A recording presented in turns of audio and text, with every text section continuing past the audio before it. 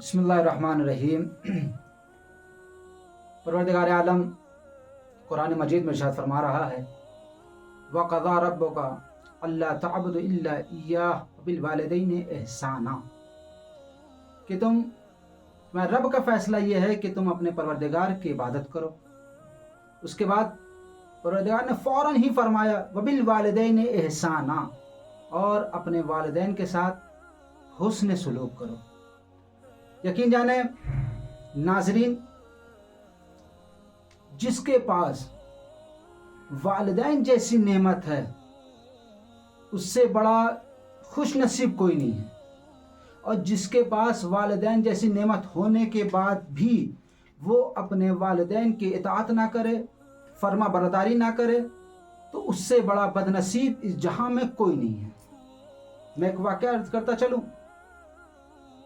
जब जनाब मूसा की माँ का इंतकाल हुआ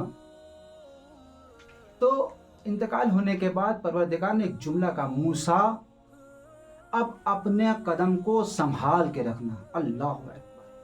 क्यों? कबरल्लाह, क्यों? क्या इसलिए कल तक तुम्हारी माँ जिंदा थी और तुम्हारी माँ की दुआ तुम्हारे साथ साथ थी, मगर आज से तुम्हारी माँ इस दुनिया को छोड़ चुकी है, उसका इंतकाल हो गया है, लिहाजा अब तुम्हारा यह है कि तुम अपने कदम को संभाल के रखना। कुछ लोग रसूलुल्लाह की खिदमत में आए, कहा या रसूलुल्लाह, देखिए खुदा रहमान भी है, रहीम भी है। कुछ लोग रसूल खुदा की खिदमत में आए, कहा या रसूलुल्लाह, एक शख्स है जो हालत एहतिजार में है, हालत एहतिजार में है, उसकी जुबान से कलमा जारी नहीं हो रहा है। रसूल आए, आने के बाद देखा कि शख्स है जो हालत एहतिजार में है, उसके जुबान से कलमा जारी नहीं हो रहा है। रसूल ने एक जुमला कहा, ये बता इसकी माँ जिंदा है? कहा हाँ या रसूल अल्लाह, इसकी माँ जिंदा है। कहा इसकी माँ को बुलाया।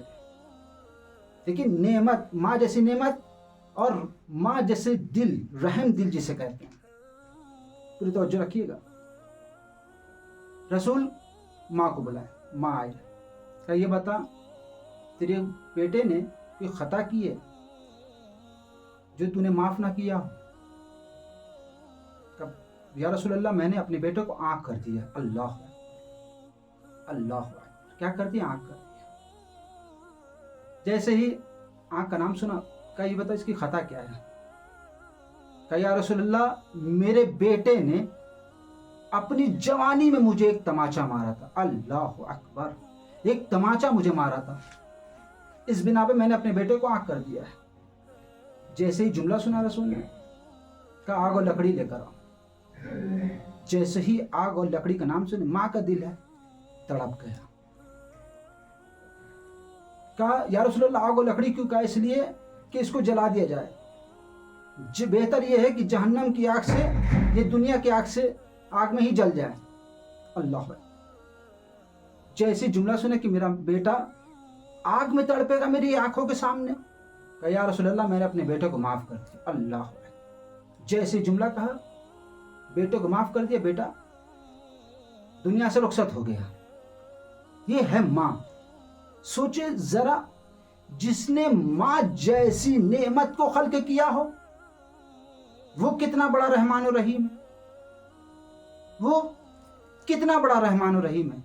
हमारे और आपके छठे इमाम जाफर सादिक अलैहिस्सलाम फरमाते हैं कि परवरदिगार के नजदीक उफ जैसी छोटी, उफ जैसा छोटा लफ्ज भी होता तो परवरदिगार कुरान में इरशाद फरमाते कि उससे छोटा भी कोई लफ्ज कुरान मजीद में नहीं है। उफ से छोटा कोई लफ्ज कुरान मजीद में नहीं है।